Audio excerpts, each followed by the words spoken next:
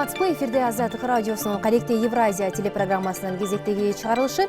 Бул берүүдө биз Евразия аймагында жана коңшу өлкөлөрдө болгон олуттуу, кызыктуу окуялар жана адамдар жөнүндө баяндайбыз.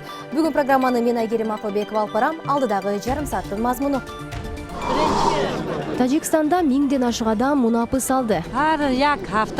Биз бир апта бою ушул жака күнүгө келип жатабыз. Бул жерде кимдерди чыгарат деген кулактандырууну дагы угуп жаттык. Кудай колдоп, бүгүн биз инибиз эркиндикке чыккан күндү да көрүп жатабыз. Казакстандык оорулуу Анара өзү жасаган мончогун дарыга айлантат. До 2017 года нам бесплатно. 2017 жылга чейин бейтапканада эле акысыз дары-дармек алчубуз. Бирок 2 жылдан бери дарыларды сатып алууга мажбурбуз. Мунун себебин бизге айтышкан жок. Вот не знаю, почему-то убрали. Үчү шыпырган Коля 20 жылдан бери аялына операция жасатуу үчүн акча топтоп атат. А если вот терпит, если... Аябай сагындым. Эми улам жок дегенде бир айга барып келип турабыз да. Чыдабагандан башка арга жок. Эгер чыдабай кетип калчу болсоң, ачка көчөдө каласың. Тажикстанда убакта олтурган 1000ден ашык кишиге мунапыс берилип, эркиндикке чыгышты. Алардын арасында 165 аял жана 100гө жакын өспүрүм балдар бар. Мунапыс жөнүндө мыйзамды Тажик парламенти 25 октябрда колдоп, ага ошол эле күнү президент Эмомали Рахмон кол койгон. Бул мыйзамга ылайык жалпы 20 000ден ашык соттолгон жаран бошотулушу мүмкүн. Аны Шервон Арипов кененирээк баяндайт. Дүйшөмбү шаарындагы колониянын астында таң атпай абактагылардын жакындары достору топтолгон. Колунда белек, гүл кармап алгандар жакындарынын эркиндикке чыгышын чыдамсыздык менен күтүп жатышат. Алардын көбү президент мунапыс тууралуу мыйзамды сунуштагандан бери күн алыс бул жерге келип жатышкан. Биз бир апта бою ушул жака күнүгө келип жатабыз. Бул жерде кимдерди чыгарат деген кулактандырууну дагы угуп жаттык. Кудай колдоп, бүгүн биз инибиз эркиндикке чыккан күндү да көрүп жатабыз. Күнүгө ушул жердемин. Таңгамалдан баштап дарбазанын түбүндө отурам.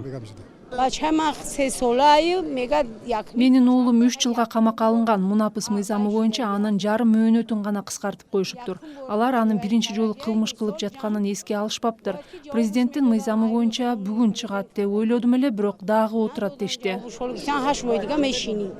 Муну ушундай көрүнүш өлкөдөгү дээрлик бардык абактарда орун алган. 28 октябрь күнү Тажикстандын абактарынан 1060 адам эркиндикке чыкты. Калгандары дагы бир канча этап менен бошотуулары кабарланууда.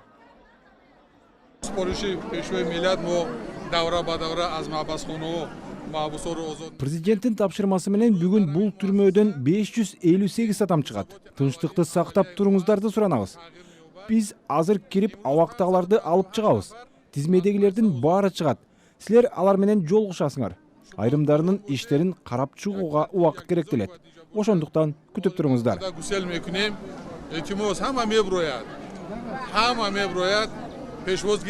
Катаал режимдеги колониядан экстремисттик топторду уюштурууга катышы бар деп айыпталгандар да боштондукка чыгышты. Мындай берене боюнча буга чейин блогер социал тармактарда шек жараткан постторго лайк баскан колдонуучулар да соттолгон эле. Мындан тышкары эркиндикке чыккандар арасында каракчылык жана уурулук боюнча айыпталып кесилгендер да бар. Тажикстанда абактан чыккандарды реабилитациялоо, коомго аралаштыруу, ишке орноштуруу жаатында аракеттер дээрлик жок экенин укук коргоочулар белгилеп келишет. Мындан улам бүгүн абактан чыгып жаткандардын эртеңи белгисиз. Мен тынч жашагысы келгендердин баарын эркиндикке чыгышын каалайт элем. Эркиндик деген баары бир жакшы да. Көбүбүз эми бизди башка жашоо күтүп турат деген үмүт менен чыктык. Мен 307 берене менен соттолгон болчумун. Эркиндикке чыгарганыңар үчүн ыраазычылыгымды билдирем. Азыр үйүмө, үй бүлөмө баратам. Мен эми эркиндиктемин. Азыр мен эркиндиктен башка эч нерсе жөнүндө ойлонбой жатам. Азырынча эс алам, анан көрө жатарбыз. Менин ойлорумдун баары эле үй бүлөм жана балдардын келечеги. Аракет кылсам, балким ишке дагы орношуп калармын.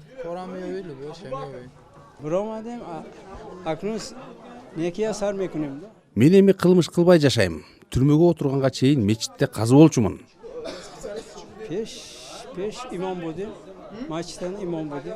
Мунапыс жөнүндө мыйзамга ылайык 2020 жылга чейин Тажикстандын абактарынан дагы 7000 адам эркиндикке чыгат. Ошондой эле оор эмес кылмыштарга айыпталып соттолгондор дагы 13 000 адамдын иши кыскартылып, алардын айрымдарынын бошотулушу күтүлүүдө. Ал ортодо Тажикстандын борбору дүйшөмбүдө милиция жаштар арасында бычак деп аталган операция жүргүзүүдө. Ушу тапта укук коргоо кызматкерлери мектеп окуучулары жана студенттерди текшерип, алардын жанында курал, бычак же электрошокер болсо алып жатышат. Буга мектеп мугалимдеринин арызданганы себеп болгон. Буга чейин коңшу өлкөдө жаштардын курал колдонуп, урушкан учурлары катталган эле. Мына бул 17 жаштагы Фируз Хакимовдун сүрөтүнүн жанында эми дайыма гүлдөр турат. Өспүрүмдүн бычак жеп өлгөнүнө 8 ай болду. Анын чоң энеси Султона Хакимова небересинин сүрөтүнүн жанындагы гүлдөрдү тез алмаштырып турат. Өспүрүмдү мектептин жанынан өзү курдуу бала 3 жолу бычак менен сайып салган. Уруш балдардын кыз талашканынан улам чыккан. Фируз ооруканада 40 күндөн кийин көз жумган. Милиция анын өлүмүнө шектүү баланы дароо камакка алган. Сотто ал бала дайыма бычак салып жүргөнү аныкталган. Анда эмне үчүн жаныңа бычак алып жүрөсүң деп сураганда өзүмдү өзүм коргоо үчүн деп жооп берген. Ага башкаларды коркутканга бычак керек болчу. Фируз Хакимовдун өлүмүнө айыпталган өспүрүм 6 жылга эркинен ажыратылган. Маркумдун чоң энеси жаза жеңил болуп калды деп иштин кайра каралышын талап кылууда. Биз мамлекеттик айыптоочу соттон 15 жыл түрмөгө жаза сураса, сот аны 13 жылга кыскартат беле деп ойлойбуз. Ал ортодо Тажикстандын ички иштер министрлиги соңку учурда жаштар арасында курал алып жүрүү кеңири жайылганын белгилейт. Мындан улам милиция курал текшерүү операциясын баштады. Операция башталгандан кийин бир нече күн ичинде эле бир топ бала камакка алынган. Алардын сүрөттөрү министрликтин сайтына коюлуп, алардын ата-энесине айыппул салынган. Анын өлчөмү сотто белгилүү болот. Бул операцияга шаар тургундарынын арыздары себеп болду. Биз анын жыйынтыгын көргөндөн кийин сөзсүз улантуу керектигин билдик. Айрым учурларда бизге мектеп директору же мугалимдер окуучулар бычак көтөрүп жүргөндүгүн кабарлашты. Биз аларды кармап, куралдарын алып жатабыз. Тажикстандын башкы психиатры Хуршет Кунгуратов өспүрүмдөр жана жаштардын курал колдонуп, өз ара пикир келишпестигин чечип жатканын тарбиянын тайкылыгынан көрөт. Мындан улам адистер ар бир билим берүү мекемесинде психологдун кызматын киргизүүнү сунуш кылышат. А бирок Тажик билим берүү министрлигинде мындай кызмат каралган эмес. Менин оюмча өлкөдөгү университеттин психология факультетинде адистердин көбүн мектепке иштегенге даярдаш керек. Анткени бүтүрүүчүлөрдүн көбү мектепте иштегиси келбейт экен.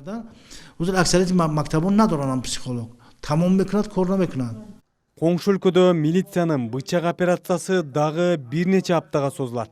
Андан тышкары ички иштер министрлигинде ар бейшемби мектеп күнү деп аталып, милиция кызматкерлери мектеп окуучулары менен жолугуп, аларга курал колдонуунун кооптуу жагдайларын түшүндүрөт.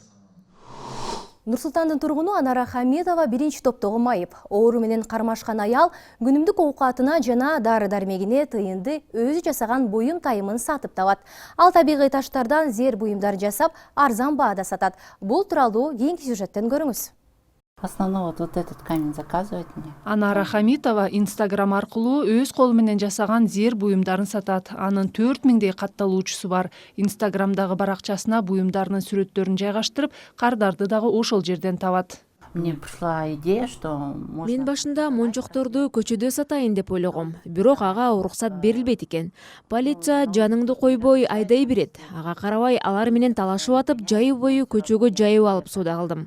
Мончокторду асыл таштардан жасайм.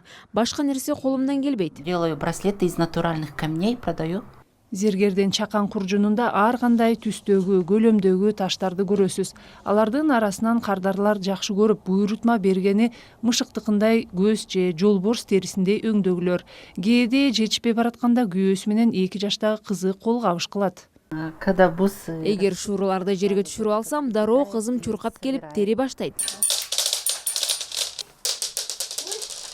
Шууруларын камдап алып, Анара кайра ишине киришет. Бирок ооруган муундарынын айынан узак отуруп алып иштей албайт. У меня мышцы руки быстро устают и Колумдун булчуңдары бат эле алып ооруп чыгат. Ушундан улам күйөөмдү жардамга чакырам. Булар да мени менен чогуу иштеп атып чарчап калышты. вот все уже у меня руки устали. Анардын диагнозу миостения, башкача айтканда булчуң оорусу. Кээде оорусу күчөгөндө анын дем алуусу да оорлошот. Ошондуктан такай дарыланып туруусу зарыл. Бирок ага дагы каражат керек эмеспи? У меня тяжелая степень. Меники бул дарттын оор формасы. Анан ага кошумча дагы бульвар синдрому бар. Жылына бир нече ирет дарылоо курсунан өтүшүм зарыл. 2017 жылга чейин бейтапканада эле акысыз дары дармек алчубуз. Бирок 2 жылдан бери дарыларды сатып алууга мажбурбуз. Мунун себебин бизге айтышкан жок. Вот не знаю, почему-то убрали. 2017 жылы Казакстандын саламаттыкты сактоо министрлиги акысыз дары дармектердин тизмесинен Октагам иммуноглобулин деген дарыны алып салган. Аны айрым ооруканаларда дагы деле акысыз таратканы менен бат эле түгөнүп калат. Ошондуктан анардай айрым бейтаптарга сатып алууга туура келет. Мамлекеттик бейтапканаларга дары дармек жеткирген ишкана менен байланышканыбызда анар дарыланган ооруканада бул препараттын жоктугуна таң калышты. Он должен быть в наличии в этой больнице. Заявка. Ал бул ооруканада болушу керек эле. Биз аларга Октагамды толук өлчөмдө жеткирип бергенбиз. Августта бейтапкана бул препараттан баш тарткан. Биз алардан ашып калган 26 флаконду алып кеткенге мажбур болгонбуз. Ошондуктан ал ооруканада мындай маселе жаралбашы керек эле. В стационаре проблем не должно быть с этим препаратом. Оорукананын өзү менен байланышуубузда майнап чыккан жок. Ал эми саламаттыкты сактоо министрлиги бул маселе боюнча 3 күн ичинде жооп берүүнү убада кылды. Ал ортодо Анара кезектеги буйртмасын даярдоонун үстүндө. Анын электрик болуп иштеген күйөөсү иштен кийин мончокторду кардарларга жеткирип бергенге да жетишүүсү абзел. Бул үй бүлө буйртманын же иштин көптүгүнөн чочубайт. Азыр алар үчүн эң башкы нерсе анардын кийинки дарылануусуна 30 флакон дарысынын акчасын даярдоо. Ал эми бир эле флакон дарынын орточо баасы $350. Азаттык социалдык тармактарда. Фейсбукта Кыргыз азаттык үналгысы, Твиттерде Азаттык радиосу, ВКонтакте жана Инстаграмда Азаттык KG, Одноклассникте Азаттык, YouTube каналыбыз Азаттык медиа. Бардык жаңылыктар, видео жана уктуруулар сиздин алаканыңызда. Сиз Каректе Евразия телепрограммасын көрүп жатасыз. Бирүүздө Орусияда иштеп жүргөн борбор азиялык мигранттардын турмушун чагылдырган тасма менен улантабыз. Бул жолу сөз Екатеринбург шаарында иштеп жүргөн өзбекстандык мигранттар тууралуу болот. Айтмакчы, өзбек мигранттары 6 ай ичинде эле мекенине $2 миллиард ашык салып, которулган акчанын көлүмү боюнча борбор азиядагы башка өлкөлөрдүн сап башында турат. Тасманын баш каарманы өзбекстандык Ойнижон 20 жылда бери Орусияда иштейт. Аны орус кесиптештери Коля деп атап алышкан. Коля ушул тапта Екатеринбургдагы кичи райондордун биринде көчө шыпыргычтардын башчысы. Ал башында кырсыкта бутун оорутуп алган аялдын операциясына акча чогултуу үчүн Орусияга келген экен. Бул Екатеринбург шаарынын чет жакасында жайгашкан кичи райондордун бири.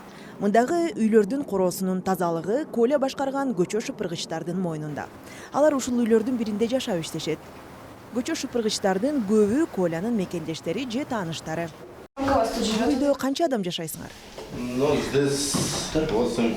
18 кишидей. Кожоюм баарынан кабардар. Мен ага баарыбыз тууганбыз. Бул жакта бөтөнү адам жок деп айткам. Канчадан бери Орусиядасыңар? Сиз качан келгенсиз? Менин Орусияга келгениме көп болду. 20 жылдан ашып калды. Башында курулушта иштеп, кийин бул жакка келип, көчө шыпырып калдым. Мурунку ишимден көп алдандым. Акчаны бирде жарымын берип, бирде такыры бербей коюп жатышты. Калганын ошол бойдон кайтарышкан эмес. Деньги дал половину, не дал уже давно. Потому что у меня старший киргизы был. Я в 2013 году приехала сюда. Мен 2013 жылы келгем. Туугандарым Өзбекстанда. Ал жакта кызым калган. Азыр 9-класста окуп жатат. Албетте сагынам. Жакында эле келип мени менен жүрүп кайра кетти. Ал жакта мектепке барыш керек да. Окуусун бүткөндөн кийин андан аркысын ойлонобуз. Училась там, учится же она. А потом сюда приедет тоже? Я не знаю пока. Работаем здесь. Бир жыл тынбай иштеп, 2-3 айга мекенибизге, үй бүлөбүзгө кетебиз. Ал жакта иштерди бүтүрүп, эс алып кайра келебиз. Биз ал жака кетээрде ордубузга башка адамды кандап, таштап кетебиз. Ал биз келгенче иштеп турат. Он продолжает работать и спокойно уезжаем домой. В магазине грузчигом работал. Сюда пришел. уулум да бул жакта мени менен кошо иштейт. Ал келгенде мен ага кол алдымда 6 адам бар. Эгер кааласаң сен да иште десем макул болгон. Ладно, вот такая работа. Биринчи урналардын баарын тазалап, таштандыларды чогултуп чыгабыз. Андан кийин шыпырып баштайбыз. Ишибиз ушундай.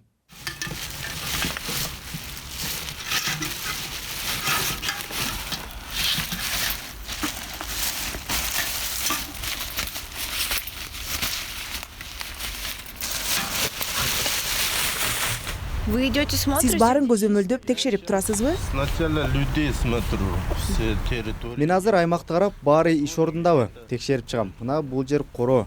Бул жагы биздин аймак. Азыр жумушчулардын бири жок экен. Саат 7 боло элек. 7ге чейин келиш керек. Азыр келип калар. Эгер келбесе чалып издегенге туура келет. 15-20 минут ждем. Русских дворников нет? Сиздин топто орус улутундагы көчө шыпыргычтар жокпу? 2 или 3 ден Буга работал. чейин 2-3 болгон. 1-2 күн ишке келип эле анан иштебейбиз деп кетип калышты. Себеби иш өзгөчө кышкысын абдан оор. Алар мындай суукта иштегиси келбейт экен. Сейчас уже все у меня рабочие. Мына азыр эми бардык жумушчулар келип иштеп жатышат. Демек баары жайында. Азыр эми 9га чейин шыпырып бүтүп, таштандыларды чыгара баштайбыз. 9 закончивает, начинаем косить. Сколько вы зарабатываете? Азыр сиз канча табасыз? Я 30 тысяч. Сколько вы отправляете семье? Айлыгым 35 000 рубль. Анын 5 000-ин өзүм алып калып, калган 30 000-ин үйгө жиберем. Өзбекстан үчүн бул акча орто эле. Мен азыр ал жакта үй салып атам. Аялым да кырсыктап калган. Анын операциясына акча чогултушум керек. Операциясы жакында болот. Надо деньги собирать надо. На кого? Ну, жена моя еще. Бир нече жыл мурун Колянын аялынын бутун поезд тепсеп кеткен.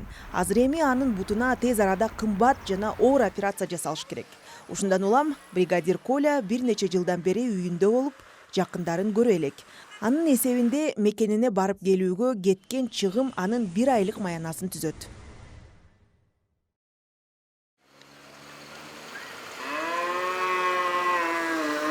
Биз Колянын үй бүлөсүнө конокко барып, күйөөсүнүн салам дубайын жана белектерин аялына жеткирдик. Колянын үй бүлөсү Өзбекстандын Фергана өрөөнүндөгү Чакан Кува шаарында жашайт. Фергана Борбор Азиядагы эң көп калк отурушкан аймак. Өрөөндүн эли пахта эгип, жашылча жемиш өстүрүп жамбагат. Мына бул Колянын үйү. Бул анын аялы жана 11 тууганы. Без мужа живет, у него Ушул тапта Раянын күйөөсү алыста жүргөндүктөн бул жолу анын үйүнө абысындары гана келди.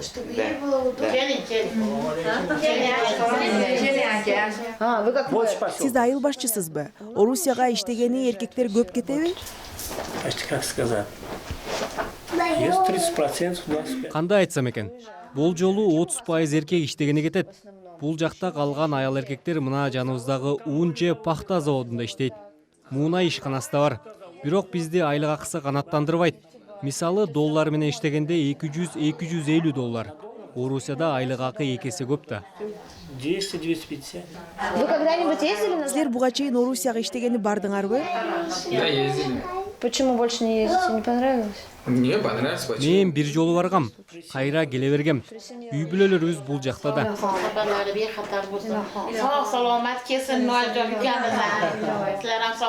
Колянын аялына күнүмдүк турмушта туугандары, апасы, иниси жана кичүү уулу каралашып турат. Үй бүлөнүн кенжеси 15 жаштагы уулу мектепте окуйт. Ал окуган мектепте орус тили милдеттүү түрдө окутулат. Бирок өспүрүм орусча жакшы сүйлөй албаганы менен баарын түшүнөт. Бизди бул үй бүлө азыр палоо жасап, коноктоонун үстүндө. А ты умеешь делать? Силер палоону тез-тез жасап турасыңарбы? Сен күрүч басканды билесиңби? Өзбек үй бүлөлөрүндө палоо бул салт эмеспи. Бейшемби жума күндөрү же бүгүнкүдөй конок келгенде майрамда такай жасайбыз.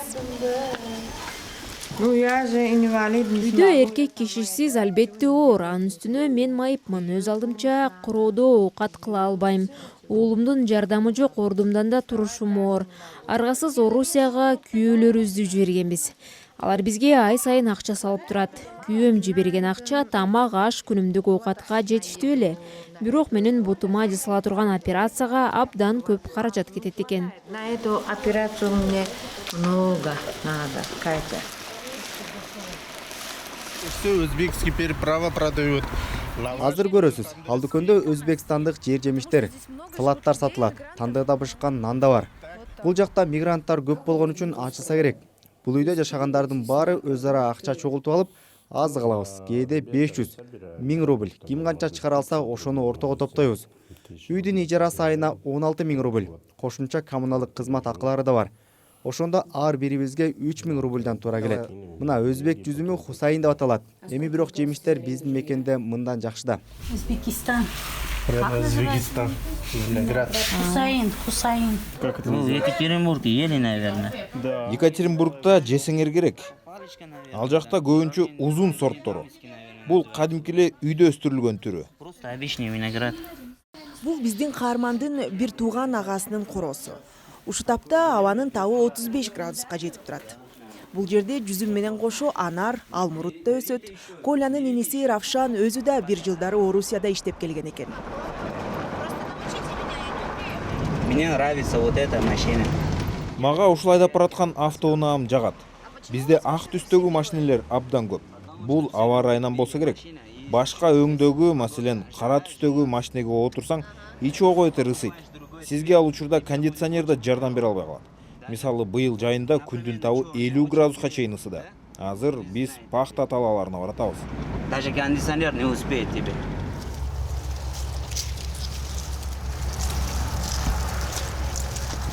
А сколько вы можете? Бир күндө канча акча табасыз? Канча пахта теряс бүткенде? 110 кило. 110 килограмм. Бир күндө 110 килограмм пахта чогултулат. Иштегени үчүн рубль менен эсептегенде күнүнө 1000 рубль алышат. Ысыкка биз көнүп калганбыз. Пахтаны болсо ак алтын деп атап коебуз. Это называется белый золото наш. Күз айлары Өзбекстанда пахта терим маалы. Фергана өрөөнүн аралап баратканда узатасынан созулган пахта талаалары жатат. Ак алтынды чогултуу күжүрмөн эмгекти талап кылат. Теримчилер керели кечке аптапта иштешет. Алар пахтаны атайын машине менен деле терсе болоорун айтышат. Бирок анда түшүмдүн көлөмүнө залакасы тиеттешет. Ошондуктан мынтип баарын кол менен терүүгө туура келет. Бир күндө 400 килограмм пахта чогултуп, ал үчүн бийликтен автоунаа алган келиндин окуясы аңыз кеп болуп айтылып жүрөт. Мен болсо 800 граммдай ак алтын терип, ал үчүн коон менен сыйландым. Сама смотри. 19, 19. Они уже по-русски начали диктовать.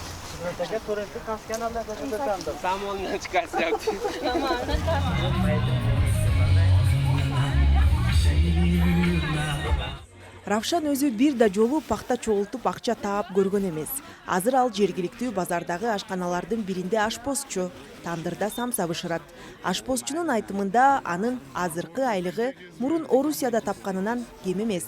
Бул жердегилер көбүнчө мынтип базар кыдырып, азык-түлүк алганды жактырышат. Сейчас мы это примправо покупаем. Азыр бул жерден палоого калемпир, зире сатып алабыз. Бери, зирадан. Канчалык?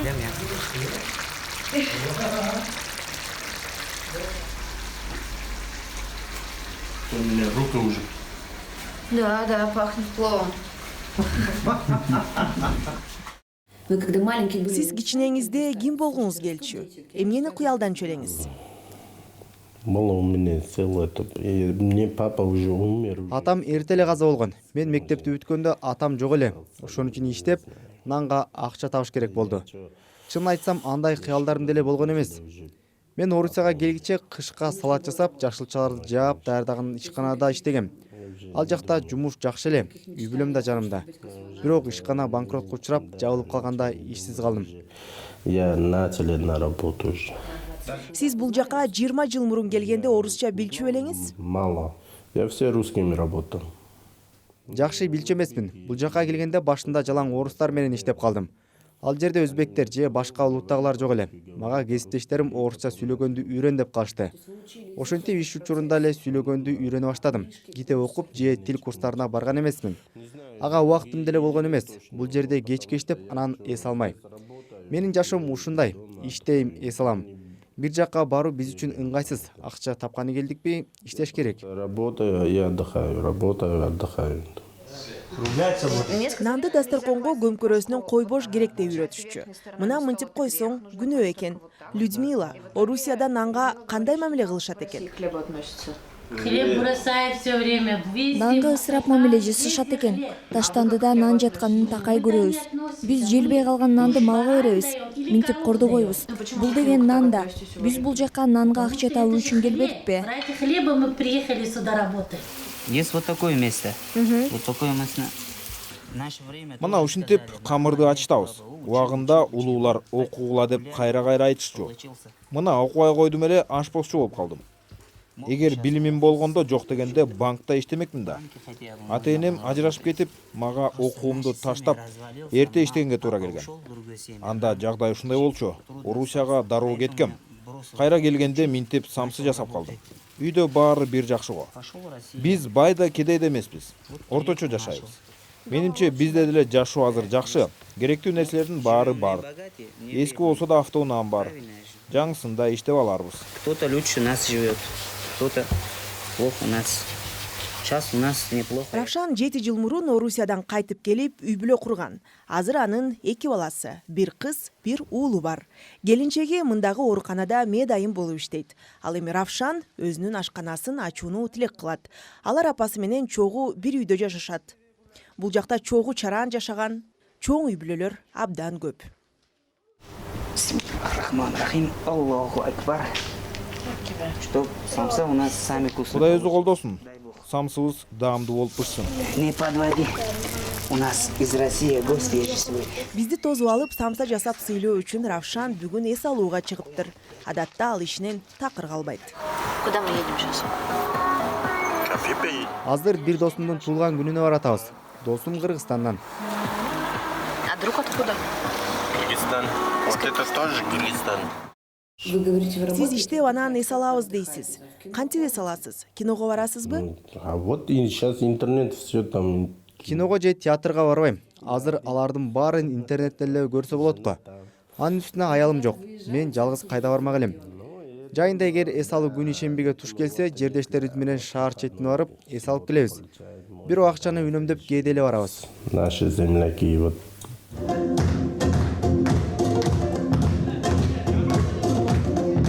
Он Кыргызстан. Дос балам Кыргызстандан көп жыл мурун келген. Бул жактын жараны, үйү, автоунаасы бар. Свою машину есть. Остальные все друзья.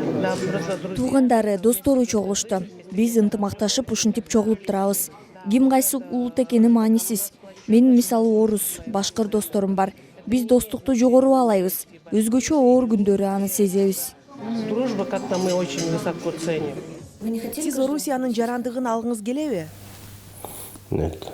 Жок, мен өзүмдүн мекеним Өзбекстанды жакшы көрөм. Быйыл бул жердеги акыркы кышым. Кыргызстан. Не, это что, вот уже здесь последней зимой. Домой хочется сильно?